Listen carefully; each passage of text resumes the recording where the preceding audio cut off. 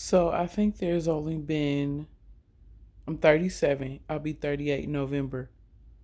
Um I think there's only been like maybe one or two men in my life that I had sex with after I loved them. Um Other times it was just because. It was because they showed me attention. It was because I thought it was going to go somewhere. Um or I felt like it was going to make me feel better, feel loved, feel accepted. I feel like that's another conversation that needs to be put into this dialogue about self love and about self worth. Where is, why would I do that? And not really knowing the feeling of what it felt like to have sex being in love. Because it really love afterward? Like, you know how sometimes you have sex early on in a relationship, and then you fall in love with the person because y'all do make it past like the first month, 2 months, y'all become an official couple. And then it's like, oh, okay, we love each other now. Was it love though? Was it? Or was it you grew into, we feel like it needs to be love, so let's just say we love each other. um and here's the messed up thing. One of those loves that I did have, the only reason that I feel like I was able to fall in love with him first before anything happened is because he was in prison for 2 years while I waited for him.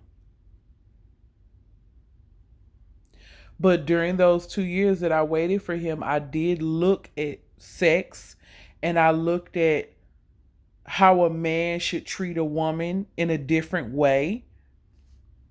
And of course, some will say, oh, he was incarcerated. He had all the time in the world and he knew exactly what to say to you. Yeah, he did. Yeah, he did. Um, but the love that I felt for him was totally different than a lot of the other loves that I have felt in my life. It was different.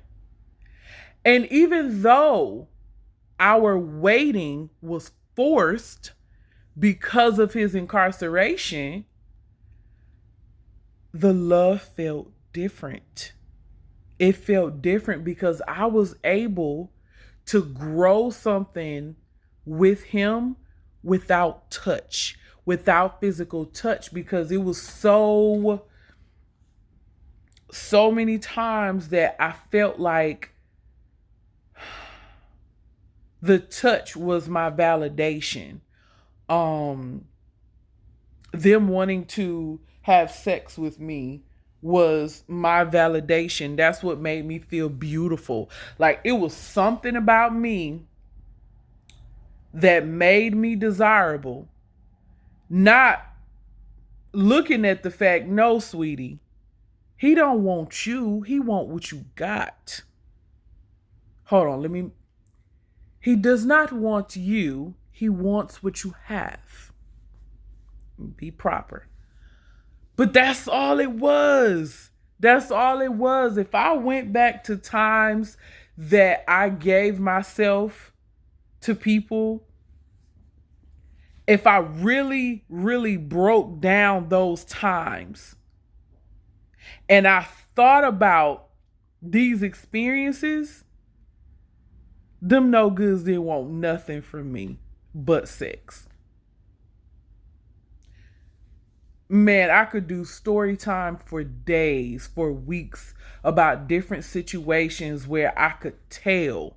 Going back now, like when I was in it, I was like, oh man, like, oh, he's calling me. He wants to come over. Do y'all know that of my whole entire dating life? I'm trying to remember the real boyfriends that I've actually had. And I've been married twice.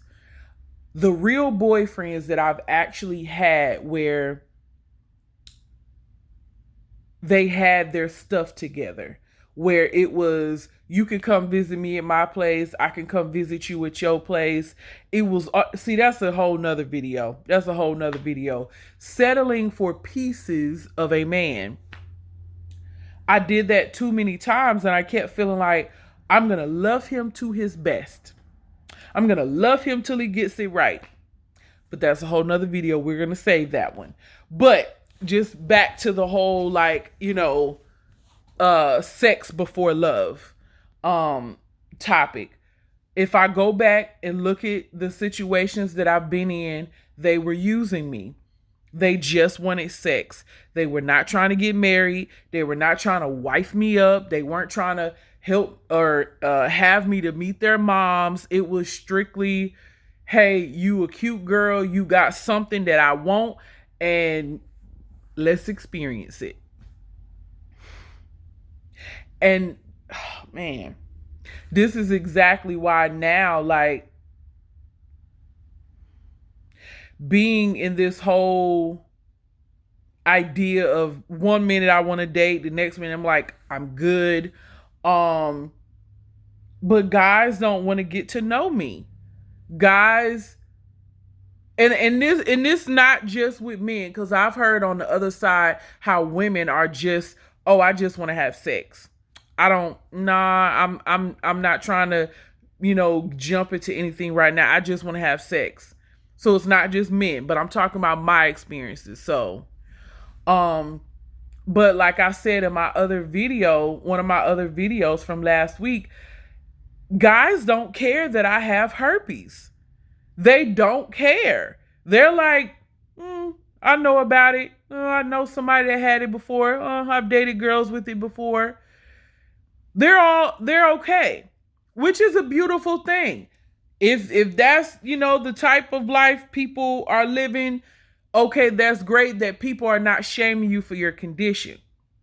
But in my situation, where it's like, okay, great, you're not shaming me. Great, you don't make me feel dirty or less than or whatever, because you are not dirty. Your condition, your diagnosis does not make you dirty. Okay? So let me throw that out there.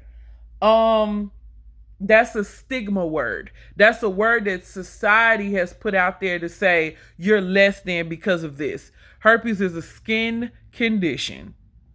You can get herpes on your face. You can get herpes on your hands. You can get herpes anywhere that there is skin. It's a skin condition. So yes, you can get it without having sex. Whole nother video. Moving on. So, but yeah, the point that I was trying to make is they don't want to get to know me. They don't care about what's up here, what's here in my spirit, in my heart. Like, they trying to get to know my physical. Now, the old me would probably have been like using that to say, well, if he has sex with me, he'll fall in love with me. If he has sex with me, I'll give in a few times, and then I'm just going to have to jump back to my abstinence. And then most times, they go missing anyway, because they not trying to hear me preach to them about me feeling bad that I let God down. Or I remember there was a family member that had told me one time that I had to stop doing that because it was not right, and I agreed it was not right, because I knew going into a relationship, having sex, I knew eventually it was going to bother my conscience because I would cry after. Meaning that's how I knew it was not within the right way for me to live. If you crying after, then you ain't supposed to be doing it. It's something not right there. But yeah. Sex before love. And the reason why this conversation, this topic is important is because that shows a lack of self-worth in my eyes.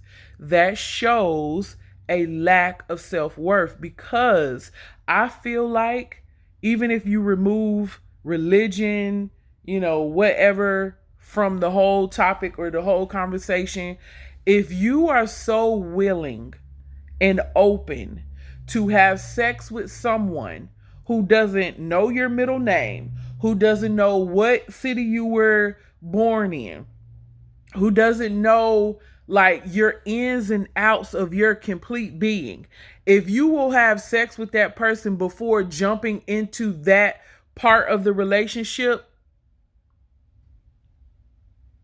what value are you holding over your body? And that goes for men and women. Why has this happened so many times in our lives where, oh, they're cute, they give me attention, they make me feel special, they make me feel beautiful because, like in some people's situations, oh, like they took me out to eat and they showed me a nice weekend, so I owe them this. That's another thing. Why is it we feel like we owe them that because we're thinking they expect that? But see, another tale of my like the things that I've been through, kind of like the other part of the video where I was saying how a lot of the guys that I dealt with, they weren't on nothing. They were like pieces of men. So a lot of the times we were hanging out at my place. We never were going anywhere. Nobody was taking me out. And I accepted that. I was okay with that. Because I looked at it like, at least this brother is sitting here with me, watching my Netflix, eating my food. He's here with me. He's here with me. That means he wants to spend time with me. He loves me. He cares about me. This is going somewhere.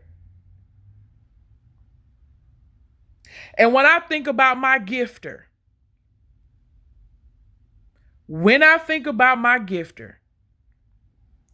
the most outing that we did was going through a driveway for him to get him something to eat, and he asked me if I wanted something to eat. Other than that, he was hanging out at my house, or he would, when I would be in town, he would come visit me at my mom's. We would sit out in the car. Never took me anywhere. And I'm not saying, oh, a man got to take me out, but I'm just saying, like, courtesy or customary, like, go out on dates, get to know a person.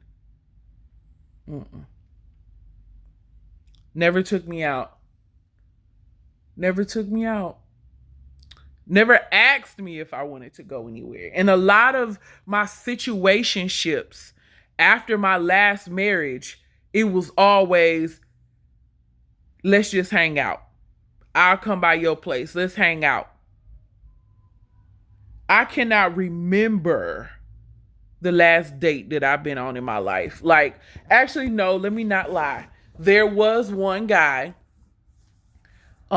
We were never intimate. He was a sweet guy. He did take me out on a date.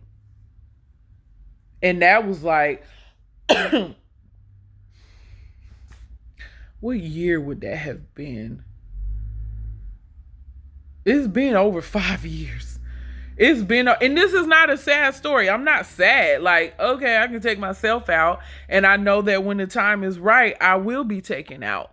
I can take somebody else, like it will happen. So this is not a sad story. This is me just explaining or putting it out there for maybe it'll drop into someone's spirit and be like, I'm going to demand self-respect. I'm going to demand that he not keep coming to my house to hang out. Let's go somewhere. Let's go to the park. Let's go for ice cream. Let's go for coffee. I'm not talking about take me to an 8-star restaurant. Like, I'm just saying, let's get out of the house.